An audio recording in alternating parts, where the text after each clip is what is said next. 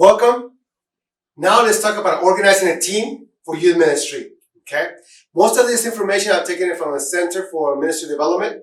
My training comes from part of that from the Center for Ministry Development. So some of these components come from that perspective. Okay. So here we go. Going from the old model to the new model. Okay. Thinking about about putting a team together. And for a long time, for many years, it was a small group of volunteers that took care of everything. And sometimes we still have that.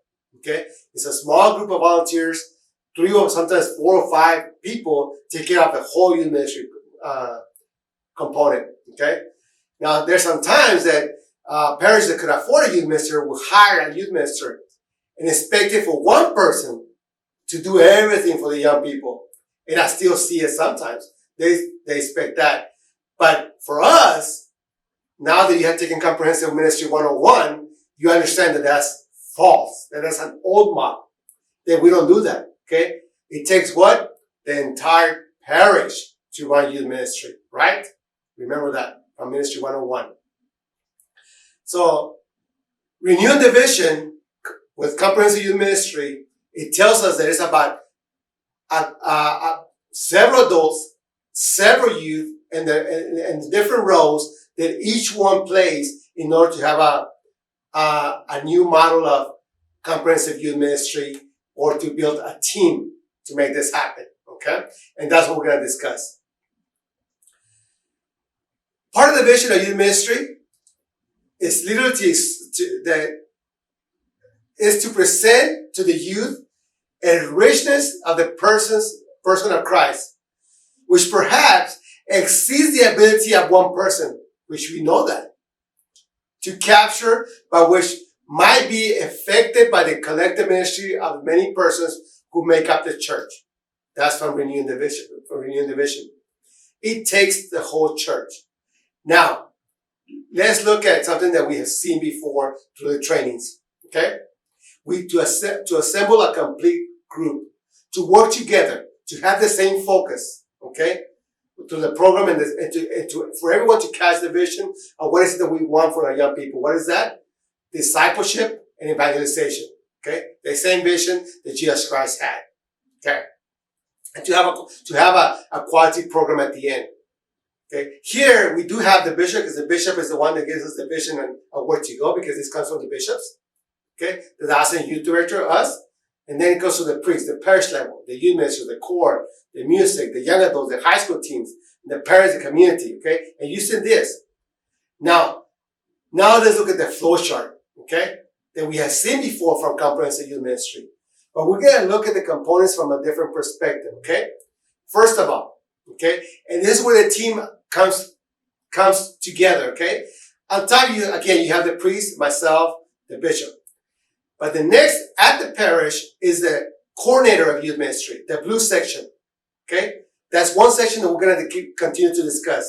What is the role of this person? Okay? The leadership team comes next. Okay? And those are all the components the activity coordinator, the safety environment person. That's what we call the leadership team. That's not include the teens, but that's the leadership team. Okay? The next one, all the orange parts, okay, those could be a whole lot. Those are program leaders. The program leader for even each grade level, you had for the faith formation.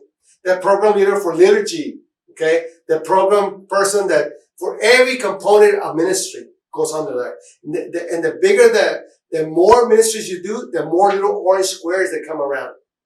Now, the last part of a team will be the support staff.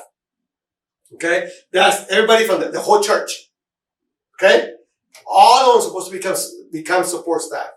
So let's look at those again. The bottom is support staff. Even somebody to say, my job is to come and make a coffee for the whole program team, or the program leaders, and the leadership team, and the coordinator. So every Wednesday, every Sunday, my job is to make sure that there's coffee for them. Okay? So when they come in, there's coffee. Simple as that. That's part of support staff. Okay? Now, all this works together in a very comprehensive model. Okay, in the middle you have the coordinator and the coordinating team. Around that is a program team. Okay, the program leaders. They run the circles around. And you see all those arrows going back and forth, that's because we all work together. Now, the support staff can support either the coordinator. For example, the coordinator might need somebody that's in the office to make sure that papers are being run off or whatever the case might be. Okay, and then they can also support the team. Okay, each team, for example, let's say the team evangelization. Well, they have the programs that are being run from that evangelization group. Okay, and they have a supporting team. So the support staff can help anybody that is needed. Okay, and we're talking about the whole church. Remember that, very important. Now let's look at some of the needs of the coordinator for youth ministry. Okay, that's the blue one that we had on top. Every parent needs someone to coordinate youth ministry. Everybody.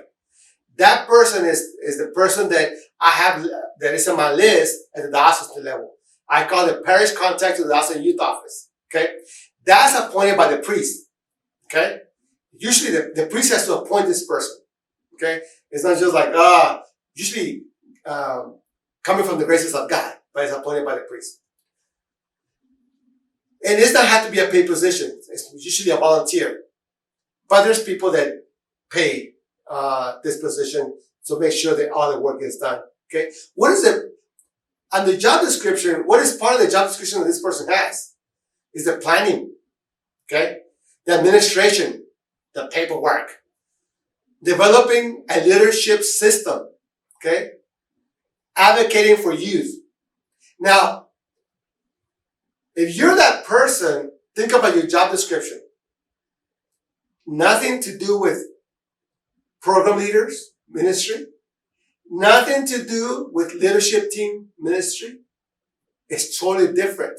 I believe that the reason why we sometimes fail is that the coordinator or the youth minister does not know their job description. What is it they're supposed to be doing? So this is what it is. In basic planning, administration, develop a leadership system and advocating for youth. That is your fullness of your call to this position. Okay? Now the leadership team. And this is what we're looking for. Okay? Remember all those yellow little components. One for each component. Imagine if you have one for each component. Okay? Plan the overall ministry of that component. Advocacy, justice and service, evangelization, prayer, worship. All those components. Okay? Develop a leadership team that goes around your component. Okay? Identify the resources of the parish community. Okay, that's their job. Not the youth minister or the coordinator. Okay, connect youth ministry with the other ministries and programs within the parish. Their job is to connect them. If you're working with advocacy, well, maybe you need to connect with prayer and worship to do a program or an event, an activity. Okay. How many people should it take? About 8 to 15 people of all walks of life. You think about it. 8 components, that takes 8 people. An activity coordinator for diocesan and parish, that's another one. The safety environment person, that's another one. Okay? So the more you have, the bigger you are, the more leadership team you have. Those are the ones that help you, to have your meetings. Remember, we're talking about the meetings every 3 months, every month. Those are the people that meet with a couple of teams. Youth and adults, perhaps more adults than youth because of the nature of the work. Remember ratio 1 to 7? So you need that. Okay. Diversity, ethnic, age, marital status, people with diverse connections to the parish. Diversity. Okay. The more diversity is the better.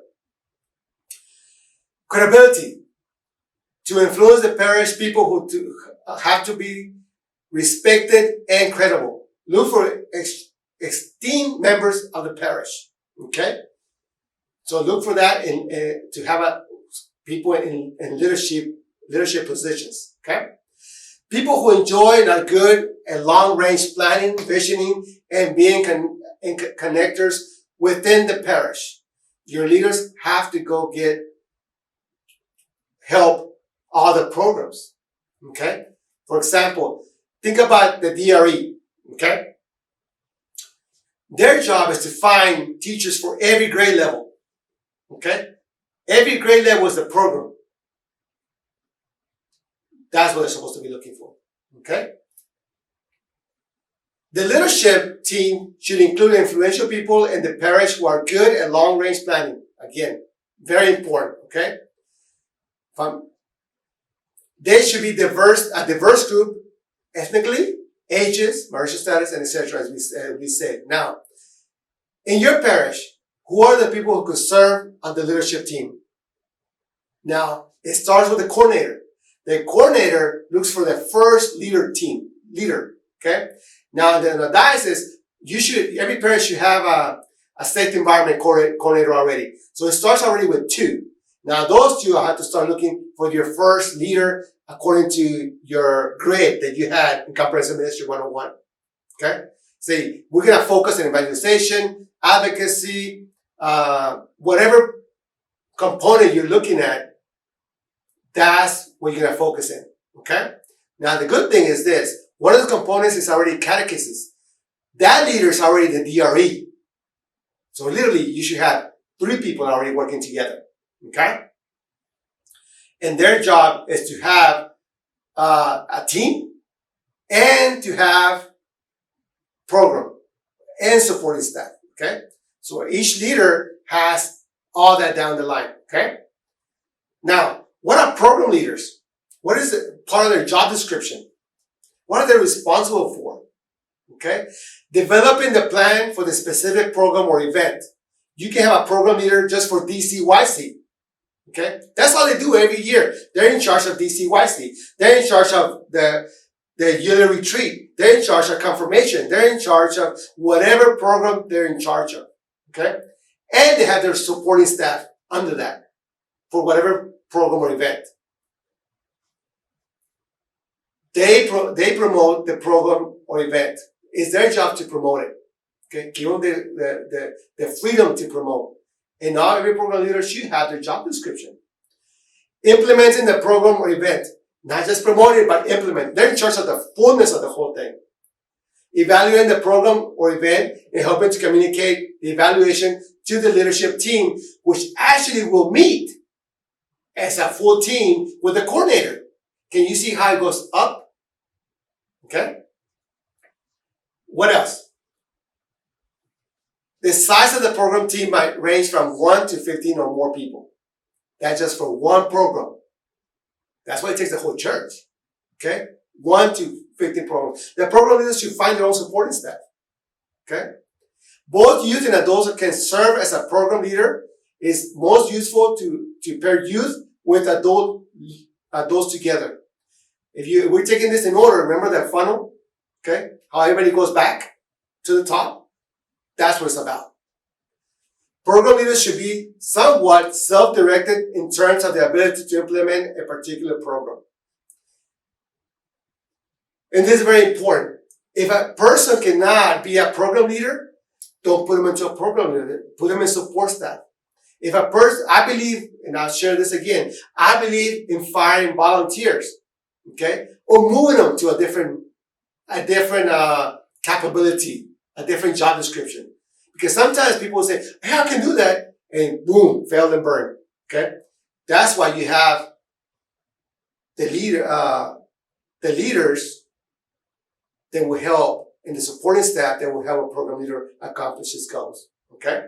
The coordinator is supposed to be doing that, and everybody working together to make sure it doesn't happen. But it can happen. Now, the supporting staff. The support staff, again, can assist anyone, either the leadership team, the program leader, even within the supporting staff, okay? What is their job? Driving to events, shopping, set up, clean up, baking, data entry, desktop publishing, doing mailings, making phone calls, sending out emails, general office duties, okay? The support staff can do so many work. And literally, a lot of people start in supporting staff. Okay? Maybe they were just called to drive someone to an event. You know, when you do a DC, whoever's in charge of the DCYC program, sadly, most of the time is the coordinator who's in charge of the program. Okay? And I'm dealing with a DCYC leader, which is the coordinator of everything else. Why? That means the parish doesn't have a team to make this happen. Okay? Comprehensive ministry requires the whole church. But you have to be moving these people from support staff to program. Now, as I close, this is very important. Okay? Remember that we're going from A to Z, from ground zero, okay? From A to Z. So think about it. If you are the coordinator, and it's the three of you, DRE coordinator and the safety environment person, think about this. Okay? The next step is to find maybe another group leader. Okay? To take the next step. Or maybe it's just a program that you're gonna do. But you need the full support of everything that you do. Okay? Take it slowly. But comprehensive ministry is a lot of work, but it can be done. And it can be done well if you put a team that's going to make it happen. Okay? It works. It can be done. Thank you. God bless. And we can do it.